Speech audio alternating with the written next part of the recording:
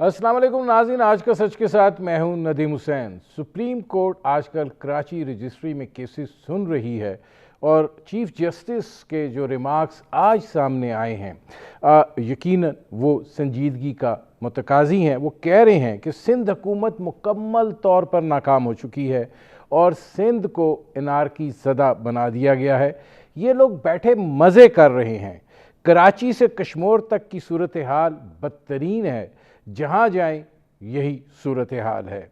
उनका कहना है कि आप कुछ नहीं कर पाए, हेलीकॉप्टर पर चक्कर लगाकर वापस आ जाते हैं। जगह जगह मोहल्लों में गटर का पानी मौजूद है। कराची की हालत तशवीशनाक है। मजमूई तौर पर हुकूमत जो है वो किसी काम की नहीं है। अब ये जो चीफ जस्टिस साहब के आज के रिमार्क्स हैं, ये मौजूदा चीफ जस्टिस के नहीं हैं, जस्टिस गुलजार साहब के नहीं हैं।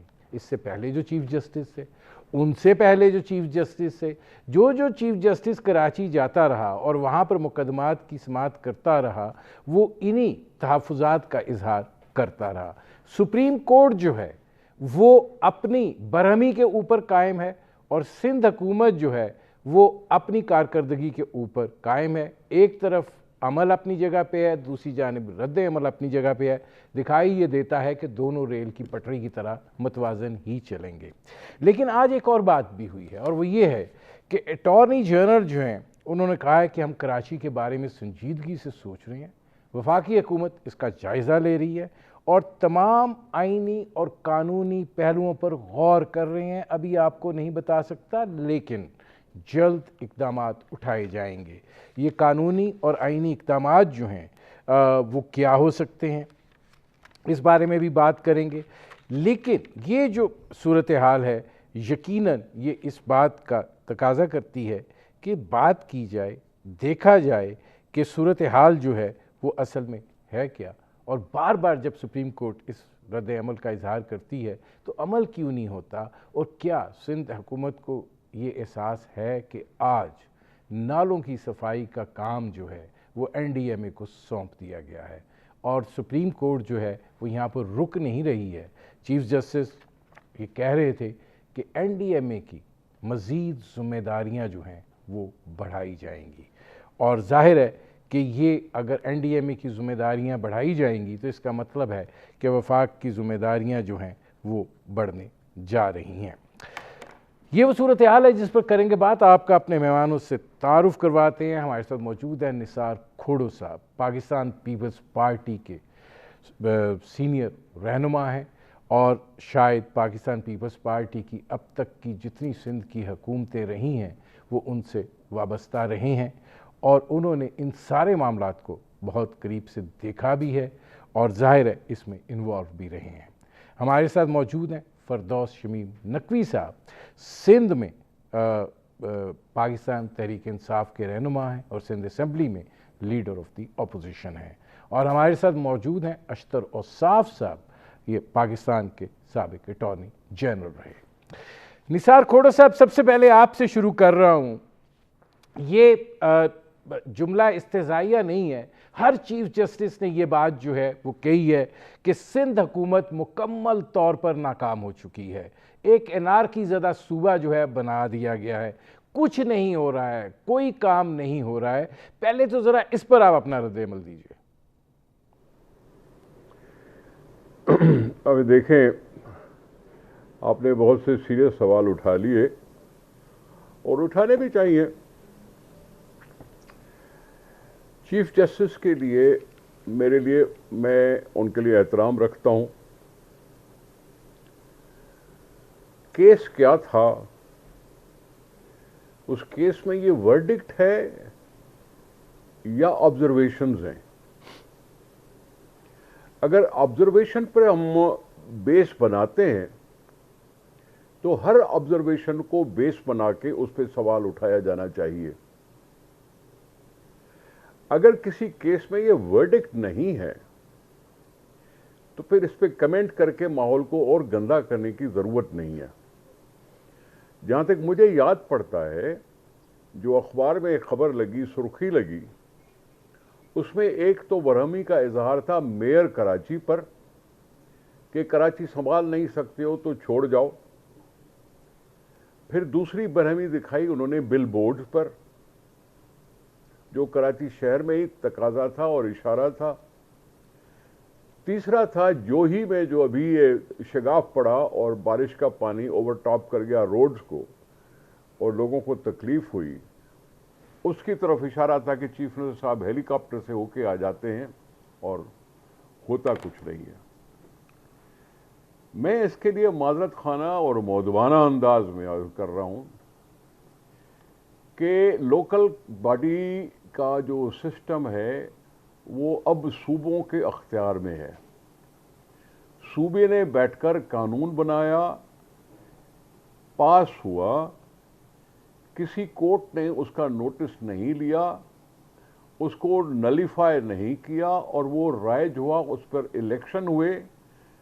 सब ने जानबूझकर देखते भालते इस निज़ाम में हिस्सा लिया, इलेक्शंस हुए और कोई जीता और कोई हारा। मेट्रोपॉलिटन कॉरपोरेशन के मेयर साहब को भी पता था कि उनके अख्तियारात कितने हैं, उस कानून में लिखे हुए थे। और जो डिस्ट्रिक्ट बने हैं उनके जो म्यूनसिपल कॉरपोरेशन थी, डिसेंट्रलाइजेशन को जहन में रखकर उनके क्या अख्तियारात हैं वो भी उनको पता है। अब ये जब पता हो तो फिर तकाजा ये आता है हर एक के जहन में कि जो जो अपने अख्तियारात हैं उस पर काम करता क्यों नहीं है। हमें ये पता है कि सिंध हुकूमत इस मेट्रोपॉलिटन कॉरपोरेशन को हर महीने 50 करोड़ रुपए देती है, एक्स्ट्रा बजटरी ग्रांट होती है, शायद तनख्वाहों के मद में या किसी और मद में। अब ये सब कुछ जब उनके पास है तो फिर मैं समझता हूं कि तकाजा उनसे किया जाए कि उनकी कारकर्दगी कैसी है। मैं खोड़ो साहब आता हूं क्योंकि आपने ये खोड़ो साहब मैं आता हूं, आपने ये इसको डाला मेयर के ऊपर, लेकिन इसमें फिरदौस शमीम नकवी साहब ये फरमाइएगा कि ये ऑब्जर्वेशंस जो हैं, जी मुझे पूरा तो करने दे। जी जी।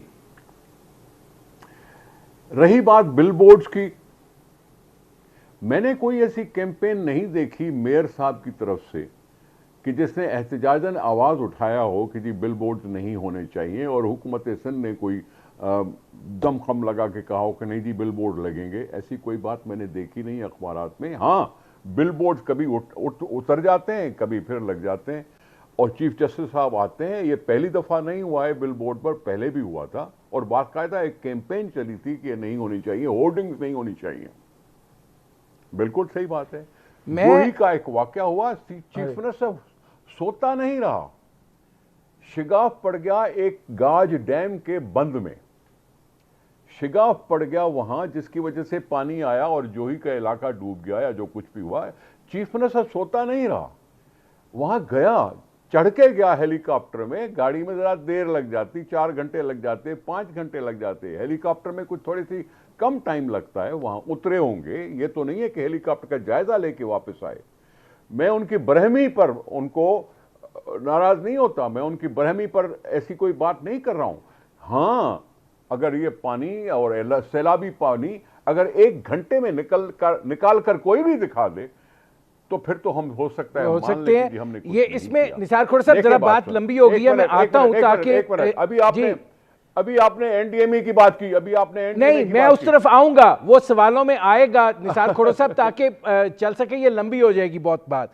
अब इसमें फिरदौस शमीम नकवी साहब ये फरमाइएगा कि जो निसार खोड़ो साहब ने जवाब दिया है वो कह रहे हैं, मेयर का जिक्र कर रहे हैं, बल्दियाती इख्तियारात का जिक्र कर रहे हैं, लेकिन जो चीफ जस्टिस साहब कह रहे हैं वो सिंध में हुकूमत की नाकामी का कह रहे हैं। वो ये कह रहे हैं कि कराची में हुकूमत की रिट कहाँ है। वो ये सवाल कर रहे हैं कि सिंध को बेहतर कौन बनाएगा। फिरदौस साहब, पहली चीज जो मैं, जी जी आपको आवाज आ रही है मेरी? जी जी जी आवाज आ रही जी। पहले चीज तो ये है कि हुकूमत, चाहे वो बल्दियाती हो, चाहे सूबाई हो, चाहे वो सेंट्रल फेडरल गवर्नमेंट हो, इन सब का मकसद अवाम की खिदमत और बल्दियाती निज़ाम में एक सर्विस डिलीवरी है। निसार खोड़ साहब से मेरा पहला सवाल यह है कि क्या सिंध के अवाम को वो सर्विस डिलीवरी मिल रही है या नहीं मिल रही म्युनिसिपल सर्विसेज की? अगर जवाब नहीं है, जो कि होना चाहिए, इसे कि नहीं मिल रही, वो जमीनी हकीकत है, वो सब देख रहे हैं, तो अब आता है मसला कि जिम्मेदार कौन है। उनके लिहाज से बल्दियाती निज़ाम जो है वो जिम्मेदार है। इस बल्दियाती निज़ाम को ये ओवरसाइट की जिम्मेदारी किसकी है? प्रोविंशियल गवर्नमेंट की है कि ये फेडरल गवर्नमेंट की है? जब प्रोविंशियल गवर्नमेंट की। हम इनसे ये सवाल पूछ लेते हैं कि आपके लिहाज से ये बल्दियाती निज़ाम क्यों नहीं सर्विस डिलीवर कर सका? इससे कि बल्दियाती निज़ाम वाले ये कह रहे हैं कि हमें अथॉरिटी नहीं है, हमारे पास फाइनेंशियल एम्पावरमेंट नहीं है, हमें हर जगह से जकड़ दिया गया है, इसके हमारे बहुत सारे इलाकों पे हमारा इख्तियार ही नहीं। अच्छा, बल्दियाती निज़ाम के जरिए कौन सी सर्विस डिलीवरी दुनिया भर में समझी जाती है?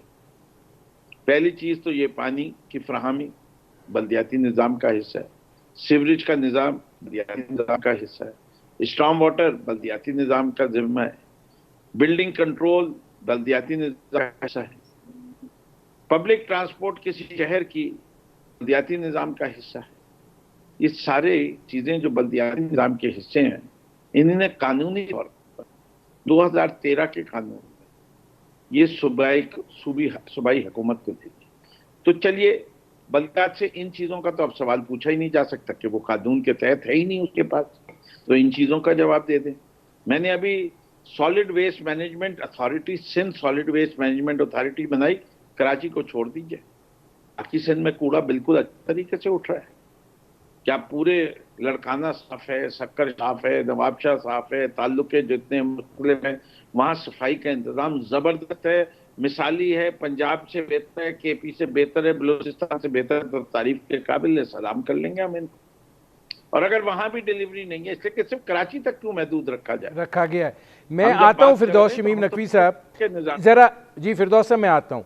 अब इसमें अशतर और साहब ये फरमाइएगा कि जब अटॉर्नी जनरल साहब अदालत पूछे कि भाई क्या करना क्या है, और उसमें अटॉर्नी जनरल साहब ये कहें कि कराची के बारे में संजीदगी से सोच रहे हैं, तमाम आइनी और कानूनी पहलुओं पर गौर कर रहे हैं, जल्द इकदाम उठाए जाएंगे, तो इसका क्या मतलब लिया जाए?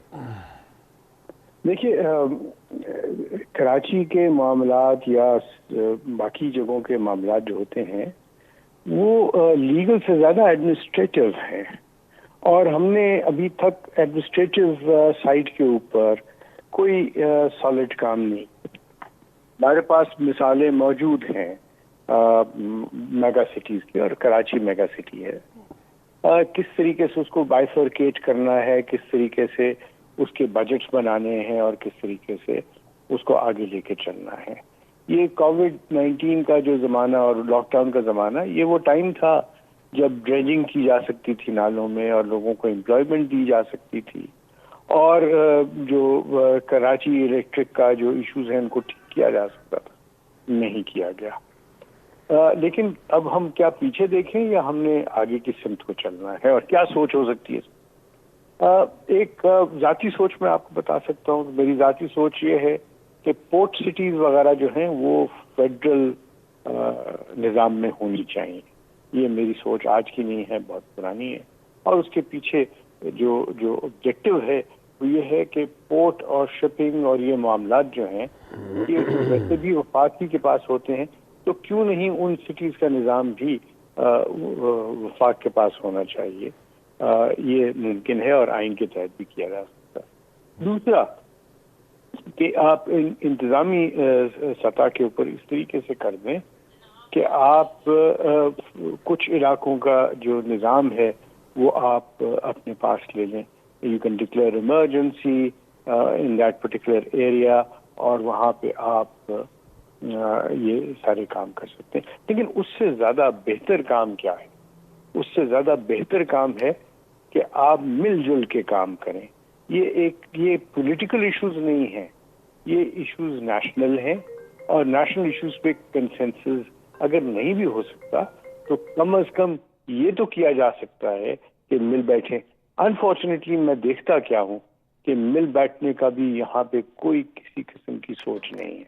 एक दूसरे को सिर्फ मैं नीचे आता हूँ दिखाने की जी अशतौला साहब से मैं आता हूँ, क्योंकि अब ये इसमें आपने एक दो और सवाल उठा दिए हैं, उस पर भी बात करते हैं। अब इसमें निसार खोड़ो साहब ये फरमाइएगा कि मतलब चीफ जस्टिस साहब के सवालात तो वैलिड हैं, मेयर से पूछते हैं, वो कहते हैं जी 30% शेयर मेरे पास है, सुप्रीम कोर्ट में मैं गया हुआ हूँ, पैसे मेरे पास नहीं हैं, इख्तियार मेरे पास नहीं है।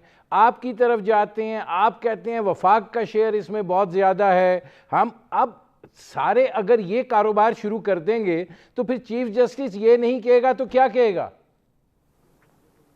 सर जी, अभी शमीम भाई ने मुझसे कुछ सवाल किया, उन्होंने किस तरह से जिम्मेदारी डालने की मेरे ऊपर कोशिश की कि सिंध हुकूमत की क्या जिम्मेदारी नहीं बनती। मैं इस तरह से अगर अपने ऊपर ये ले लूं कि मेरे पर इल्ज़ाम है और मैं जिम्मेदारी कबूल करने वाला हूं, तो फिर बेहतर ये नहीं है कि वफाकी हुकूमत में इल्ज़ाम कबूल कर ले कि उन्होंने इकनॉमिक तौर पे हमें तबाह कर दिया, उन्होंने बेरोज़गारी तौर पर हमें तबाह कर दिया, उन्होंने झूठे वादे करके हमें तबाह कर दिया, उन्होंने कुछ न करके महंगाई करके तबाह कर दिया। जो पाकिस्तान की उस वो जो मैक्रो इकनॉमिक पॉलिसीज़ हैं उसमें अटर फेलियर उनका, क्या ये डिमांड नहीं करता कि वो भी अपनी रिस्पॉन्सिबिलिटी कबूल करके पाकिस्तान को कुछ बेहतरी की तरफ ले जाने का सोचें या उनको सजा मिले? बात यह है कि वफाक किसका नाम है? 4 सूबों का नाम है। 4 सूबे नहीं हो तो वफाक टूट जाता है। तो अभी 4 सूबों की कारकर्दगी में मैं ये कैसे बैठ के सोचूं कि लाहौर में बारिश पड़े तो लोग कहें कि मौसम खुशगवार हो गया, और कराची में बारिश पड़े तो लोग कहें कि कराची डूब गया। आज भी अखबार में फोटो है, घुटनों घुटनों पानी है लाहौर में खड़ा हुआ, लेकिन उसके लिए आप पता नहीं क्यों नहीं पूछ रहे हैं। अगर 2 दिन खड़ा होता है, अगर 100 मिलीमीटर से ज्यादा बारिश पड़ती है, खुद कराची वाले कह रहे हैं कि इतनी बारिश तो लंदन भी बर्दाश्त नहीं कर सकता। अगर पड़ जाती है कभी तो उसको टैकल किया। अगर एनडीए में आया तो वो क्या नेशनल डिजास्टर मैनेजमेंट अथॉरिटी नहीं कहलाती? क्या ये नेशनल जो है उसमें सिंध नहीं आता?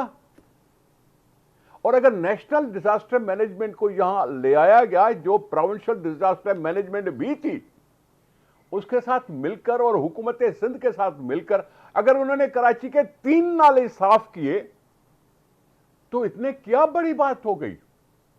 क्या सैलाब में अफवाज पाकिस्तान के जवान आके काम नहीं करते? क्या कोई बंद टूटता है तो वहां फौजी अफसरान नहीं आते? ठीक है, ये पाकिस्तान है, सिंध उसका हिस्सा है। मैं आता हूं निसार खोड़ो साहब, तो क्योंकि आपने अब ये जो बात की है, अब इसमें फिरदौस साहब ये फरमाइएगा, मसला ये नहीं है, मसला ये है, एक होती है वक्ती बीमारी, एक होती है क्रॉनिक बीमारी। अब ये जो रद्द-ए-अमल है सुप्रीम कोर्ट का, ये इस साल का नहीं है, पिछले कई सालों से, इनसे पहले के 3, 4, 5 चीफ जस्टिस उठाकर देख लीजिए, यही बात कहते आए हैं। कराची के अंदर जब बारिश हुई है, लोग जो हैं उनका नुकसान हुआ है, यही सूरत हाल रही है। नाले जो हैं वो अगर गंदे हैं, बंद हैं, तजावज़ात उन पर हो गई हैं, जो सुप्रीम कोर्ट कह रही है और बता रही है और वहाँ पे एडमिट किया जा रहा है, तो ये जिम्मेदारी फिर किसकी है? देखिए, पहली चीज तो साहब का जवाब भी आ गया, निसार खोड़ो साहब ने भी कह दिया, और मैं इससे मुत्तफिक हूँ कि एनडीए में जो है वो एक कौमी इदारा है और सिंध पाकिस्तान का हिस्सा है, और अगर एनडीए में क्या काम कर रहा है तो इसमें कोई बुराई नहीं। और अगर इसमें इसी इदारे के साथ मिलजुल के मरकज और सूबाई हुकूमत काम करके कराची की बेहतरी ले आए तो हम सब इस पे मुतफिक हैं, ये खुश। अब आपने जो दूसरी बात कही कि क्रॉनिक बीमारी है, तो उसके पीछे आपको सिस्टम को देखना पड़ेगा। मेरे भाई निसार खोड़ो साहब ने बात की कि वफाक की क्या क्या जिम्मेदारियां होती हैं। वफाक की जो जिम्मेदारियां, उसके लिए वफाक को जवाबदेह होना चाहिए। इनका एक मद्दा नज़र है कि नहीं परफॉर्म कर रही, हमारा मद्दा नज़र है परफॉर्म कर रही है। जिस फोरम के अंदर भी ये डिबेट होगी वहां बातचीत हो जाएगी। हम कहते हैं कि वफाक ने मुल्क को डिफॉल्ट से बचाया।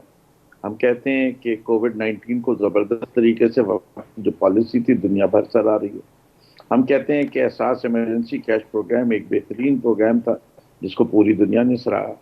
हम कहते हैं कि हेल्थ कार्ड जो है उससे गरीबों को बहुत फ़ायदा पहुंचा। गरीब की ख़ानदान के पास 7.5 लाख रुपए आ गए कि जिससे वो अपना इलाज करा सकता है, चाहे सरकारी अस्पताल में कराए चाहे प्राइवेट अस्पताल। महंगाई है, हकीकत है, गरीब को उससे तकलीफ है, ये भी हकीकत है। इसके ऊपर गवर्नमेंट को कुछ ना कुछ करना पड़ेगा, ये भी हकीकत है। और अगर नहीं करेगी तो नाकामी फेस करेगी, ये भी हकीकत है। करप्शन भी एक हकीकत है और 1 साल से इंडाइटमेंट से बचने की कोशिश भी एक हकीकत है।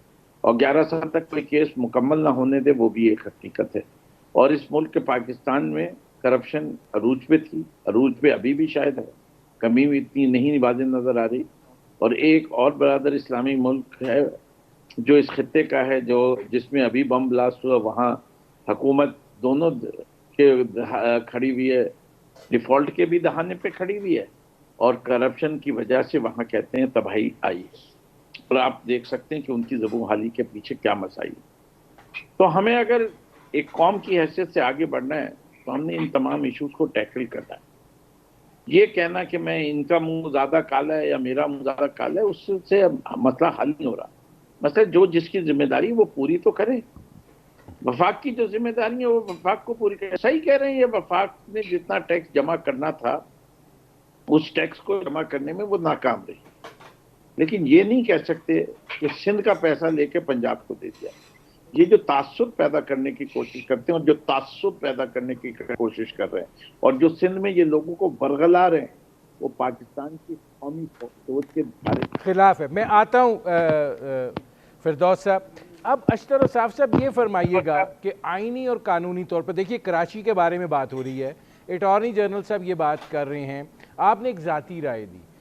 वफाक अगर सीरियस है और वफाकी हुकूमत जो है वो अगर आइनी और कानूनी पहलुओं पर गौर कर रही है तो ये मुदाखलत जो है किस नौइयत की हो सकती है और किस हद तक हो सकती है? देखिए, सबसे पहले तो हमें ये सोचना और समझना है कि क्या वफाक और जो वफाक की इकाइयाँ हैं क्या वो एक दूसरे के साथ हैं या कोई उनके अंदर मुखासमत है। मुखासमत अगर होगी तो उससे तो वफाक जो है वो ठीक तरीके से नहीं चल सकता। वफाक कोई हवा नहीं है, कोई एलियन नहीं है। वफाक जो है वो तो इन सब को इकट्ठा करके, और कुछ थोड़ी सी चीज़ें हैं जो कि वफाक के ज़िम्मे है और वो भी मुल्क की यूनिटी के लिए और कोहेजन के लिए। अब जो इक़दाम होंगे वो एक पॉलिटिकल पार्टी की सुप्रीमेसी के लिए नहीं। याद रखिए, जब भी कोई इस तरह की बात हुई है तो पॉलिटिकल नुकसान हुआ है उस पार्टी का जिसने किसी सूबे में मदाखलत करके, और ये हिस्ट्री आपके सामने बता रही है आपको। जुल्फ़िकार अली भुट्टो साहब ने जब कुछ ये सब कुछ किया तो वो उनके लिए ज़हर कातिल का समा बन गया था। तो we have to trade very carefully. अब क्या क्या ऑप्शंस हैं? देखिए, वफाक जो है उसको जो नेशन को इकट्ठा रखना है, और कराची का कह के या सिंध का कह के you can't say that this is a different island. ये वफाक का हिस्सा है। सो वफाक की जिम्मेदारी है कि अगर एक डिजास्टर हो गया है तो फिर उसको मीट करना है। उसके लिए अगर प्रोविंसेस किसी भी तरीके से रेजिस्टेंस शो करें तो वहां पे इंटरफेरेंस बनती है, लेकिन इनको इकट्ठे चलना चाहिए जिस तरीके से अभी एनडीएमए वगैरह है, और ये एनडीएमए तो पहले भी आ सकता था और अभी भी होना चाहिए। प्रोविंशियल डिजास्टर मैनेजमेंट अथॉरिटीज भी होनी चाहिए। अब मुझे ब्रेक लेना पड़ रहा है अशतर साहब, मैं वापस आता हूँ। नाज़रीन, हमारी गुफ्तगू जारी है, एक मुख्तसर से कमर्शियल ब्रेक का वक्त हुआ है। मिलते हैं इस वक्फे के बाद।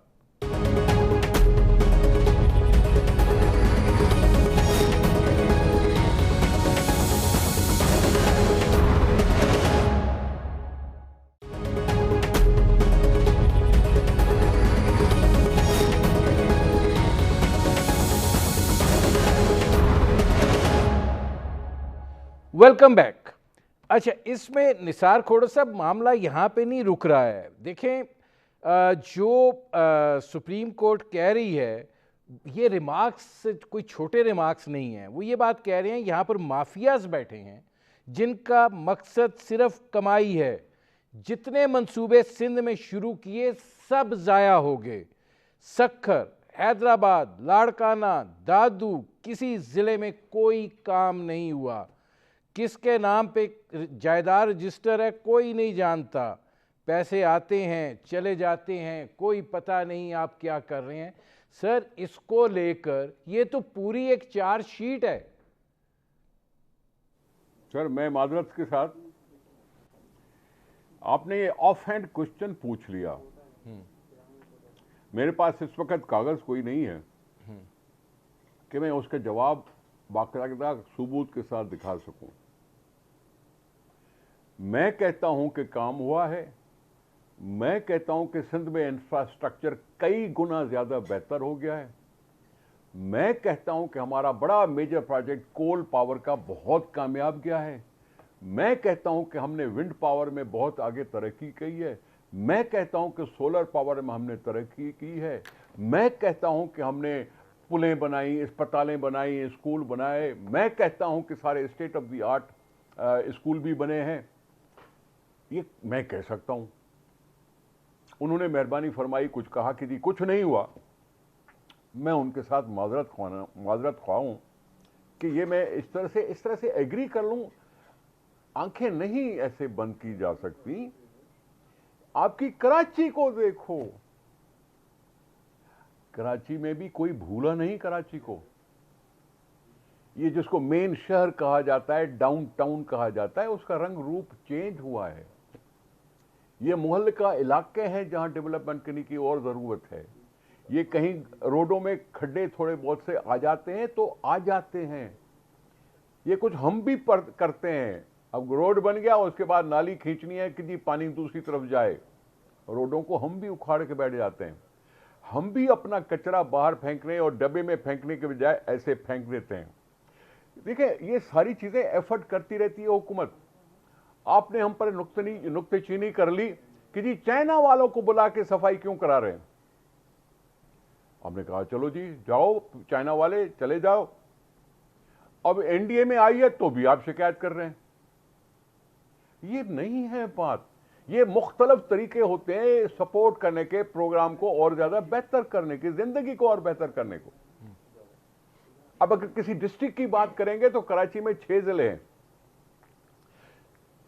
जिला सेंट्रल की अगर ज्यादा से ज्यादा शिकायतें आई तो वहां म्युनिसिपल कॉर्पोरेशन है किसके पास।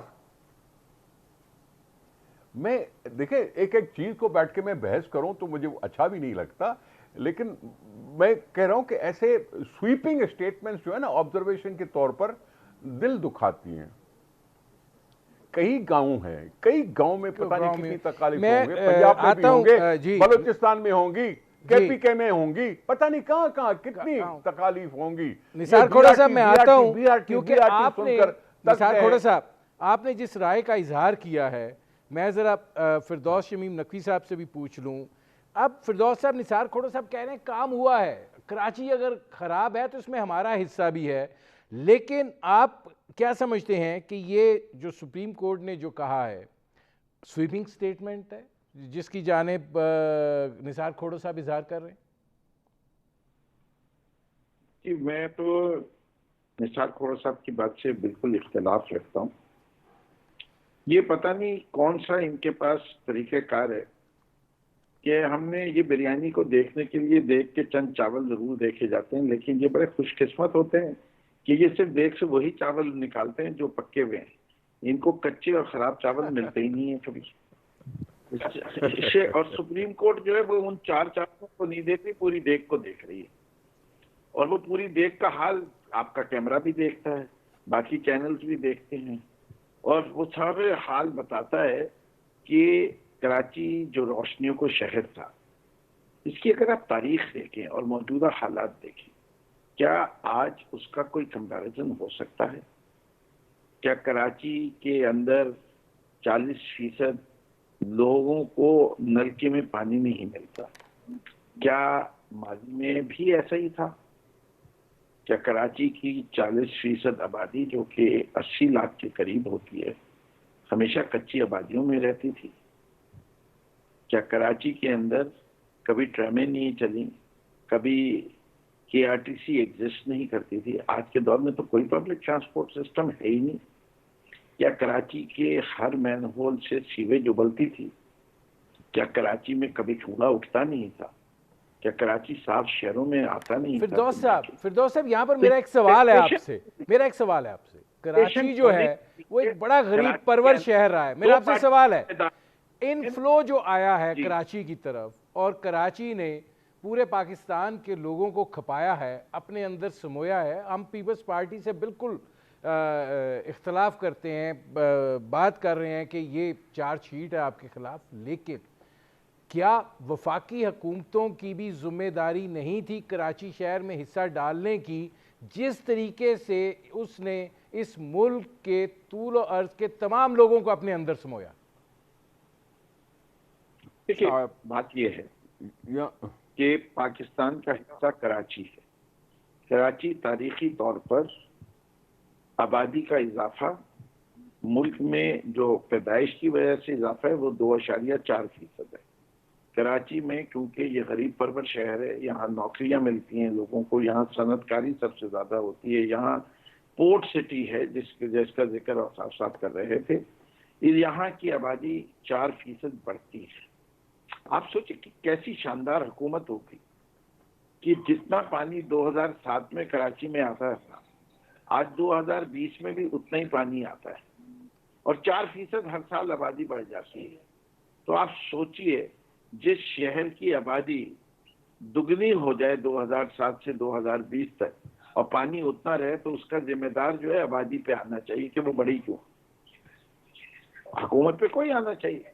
अच्छा, बात सारी ये कि हर हुकूमत जो है, चाहे वो सिंध की हुकूमत हो, उसको अगर पैसों की जरूरत है और कराची की वो जरूरियात पूरी नहीं कर सकता, तो उसे वफाक के पास जाना चाहिए अपने मंसूबे लेके।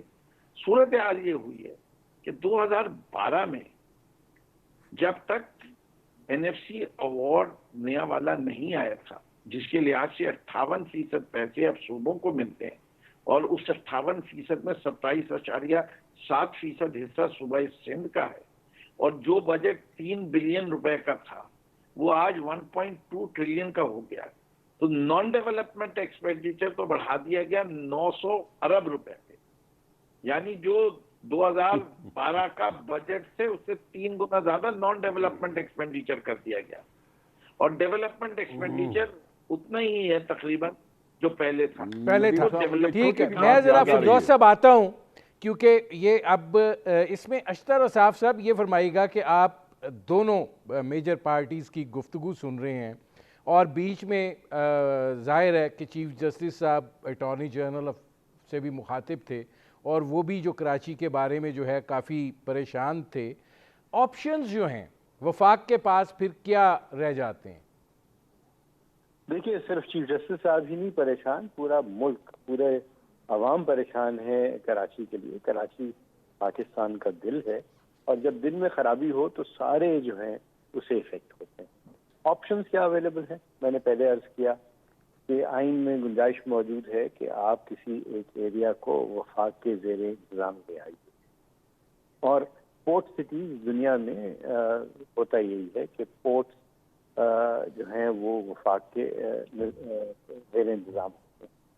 इसी तरह जो और इस तरह की रिसोर्सेज, अब देखिए पोर्ट कासिम है, गवादर है, और जगह है, पसनी है, इन सबको मेरी सोच के मुताबिक ये ऑप्शन जो है इसको जरूर एक्सप्लोर करना चाहिए। दूसरा, आपको मेगा सिटीज के लिए एक अलग से बजट बनाना है, उसके लिए अलग से सारा कुछ है। उसमें चाहे वो पंजाब में मेगा सिटी है, चाहे वो पेशावर जो वो है KPK में या बलूचिस्तान में, हमें उनकी प्लानिंग जो है, अब पीछे चले जाइए, पहले प्लान्स बनते थे 10-10 बरस के, 10 ईयर प्लान, और वो डेवलपमेंट प्लान्स होते थे, और उनको उनकी नकल की कोरिया ने, उनकी नकल की चीन तक ने उनकी नकल की, और कहाँ से वो कहाँ पहुँच गए। हमारे सामने मिसाल है बैंकॉक जैसे शहर की, जो नहायत गलीज और मिसमैनेज शहर था, जहाँ पे करप्शन इंतहा की थी। अब आप देखिए कि वो उन शहरों में शुमार होता है जहाँ से एम्प्लॉयमेंट जनरेट, वो बैंकॉक भी उसी तरह था जिस तरह कराची है, वो लोगों को एम्प्लॉयमेंट देता था। तो हमारे पास कोई लंबा चौड़ा काम करने की जरूरत नहीं है। हमारे पास मिसालें मौजूद हैं, लीगल भी, प्रैक्टिकल भी, एडमिनिस्ट्रेटिव भी और पॉलिटिकल भी। किस चीज की कमी है? ह्यूमन रिसोर्स की, सोच की और इकट्ठे मिल के काम करने की तमन्ना की। अगर हम ये चीजें अपने अंदर इनकलकेट कर लें तो मुझे यकीन है कि कराची जो है वो बाकी सिटीज के तरह, अगर कराची में ये हाल ना होता तो इस वक्त वो दुबई से कहीं आगे जा चुका होता। मैं आता हूँ अशतर साहब। अच्छा, इसमें निसार खोड़र साहब ये फरमाइएगा कि 20 साल की आपकी हुकूमत को भी आज जो रिमार्क्स आए उसमें पूछा गया कि आप 20 साल में आपने जो किया है वो तो ज़रा बता दें। कुछ भी नहीं किया। अब जो बात कर रहे हैं फिरदौस साहब, वो कह रहे हैं कि अगर आपके पास मंसूबे हैं तो आप वफाक से बात कर लें कि हम ये मंसूबे जो हैं वो शुरू करना चाहते हैं, उसमें ताउन जो है वो दरकार है, वो हो सकता है। लेकिन आप ये नहीं समझते कि बुनियादी तौर पे करप्शन जो है वही हमारा इशू है? नदीम साहब, इमरान खान साहब की हुकूमत में आने के बाद तो वो कह रहे हैं कि कोई करप्शन नहीं हुई, ठीक है, या वो मान रहे हैं कभी भी हो रही है। अगर हो रही है तो हुकूमत वाले तो वो खुद हैं, अपोजिशन वाले तो करप्शन करने से घबराएंगे ना। मैं आपसे ये बात कर रहा हूं कि हम जो रोना रो रहे हैं उसमें सिर्फ अपना नहीं रो रहे। जब कटौती हुई तो सिंध के 2 खरब रुपए कटौती हुई और पंजाब के 4 खरब हुए, क्योंकि ये इकट्ठा नहीं कर सके पैसे। एफबीआर नाकाम हुई, जिसकी वजह से सारे सूबों को नुकसान हो। हमने कब कहा कि सिंध के पैसे उठा के पंजाब को दे दिए? हमने कहा हमें अपना पैसा दे दो। अगर पैसा देते हो तो हमारी तरक्की की रफ्तार थोड़ी सी तेज हो जाएगी, नहीं तो नहीं हो सकेगी। हमने किसका हिस्सा मांगा है? हमने तो सिर्फ ये कहा कि भाई वफाक का हिस्सा 43% होना चाहिए तरक्कियात में भी, और सूबों का हिस्सा 57% होना चाहिए तरक्कियात में। फिर 57 को हर एक सूबा बांट ले। हमने तो ये कहा है। जो इन्होंने उलट किया है, वफाक ने अपनी वफाकी तरक्कियाती बजट में ज्यादा पैसे रखे सूबों के हिस्से से, सारे सूबों को मिला के। मैं तो ये रोना रो रहा हूं। तो फिर जब पैसे होंगे तो फिर आ जाता है कि जी करप्शन हो रही है। तो फिर करप्शन तो का पता नहीं, मुझे बीआरटी में भी दिखाई दे रही है, मालम जबा में भी दिखाई दे रही है, पता नहीं पंजाब में भी कहीं ना कहीं दिखाई दे रही है, कहीं बलूचिस्तान में दिखाई दे रही है, कहीं केपी में दिखाई दे रही है, कहीं फेडरल गवर्नमेंट में दिखाई दे रही है। तो फिर क्या करूं? ठीक है निसार खोड़र साहब, मैं आता हूं, मेरे पास चूंकि अब वक्त बड़ा महदूद रह गया। फिरदौस शमीम साहब ये फरमाइएगा कि अब ये निसार खोड़र साहब जो बात कर रहे हैं, एक सेकंड जी बाका बातें, ये बहस में लाने की बातें जो है ना कि वफाक हवाले कर ले, इमरजेंसी लगा ले, ये कर ले, वफाक की मर्जी है, लगा के दिखा दे। नहीं तो आइन क्या कहता है उस पर अमल करो। ठीक, अब गवर्नर रूल पर फिरदौस शमीम नकवी साहब, अब मेरे पास वक्त बड़ा महदूद है, आप क्या कहते हैं? वो तो कह रहे हैं कि जो आप करना चाहते हैं फिर करके जरा दिखाएं।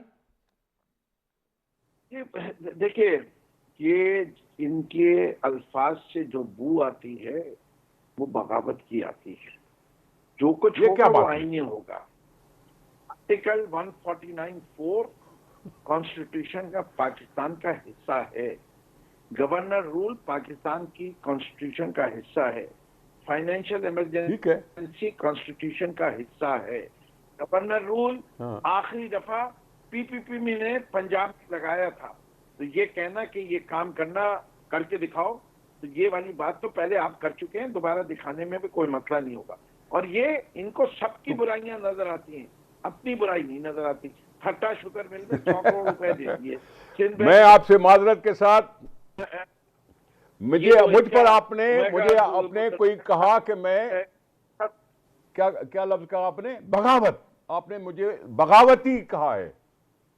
ये गलत बात न करा करें। जी वो अच्छा आपके अल्फाज में आप चैलेंज नहीं, कर गलत रहे हैं, बात ना कहा वफाक करो। को ये करके दिखा सकते तो बगावती करके दिखाओ। बात नहीं कहो। तो मशहर के बगावती हमें करके दिखाओ ना। अगर आप कह रहे हो कि आपको बगावत का नाम मुझे नहीं देना। चैलेंज कर सकते हैं, मैंने तुमसे बढ़ के कुर्बानियां दी हैं। आप तो ये कह रहे हैं तुम करके मैंने दिखाओ। तुमसे बढ़ के कोड़े खाए हैं। तो हम भी बांग्लादेश बनाएंगे। इस पाकिस्तान को बचाने के लिए मैं था, मुशर्रफ का चमचा इमरान खान नहीं था। देखिए आप बदतमीजी करेंगे तो मैं बताऊंगा कि वो दारदारी मैं बदतमीजी नहीं, आपने बदतमीजी की है।